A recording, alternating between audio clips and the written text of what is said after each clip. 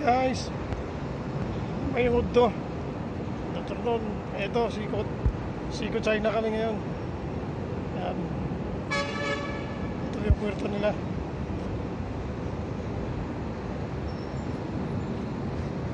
Diyan na naman si Oliver. Init dito ngayon, mainit. Punta kaming Kaohsiung, Taiwan. Kaya lang may gapanan. Mataanan yata namin yung bagyo, kaya naghahanda na rin. Check lasing mamaya.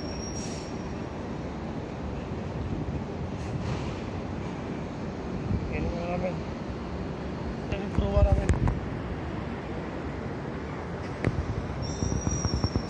Ingat po dyan, Pilipinas.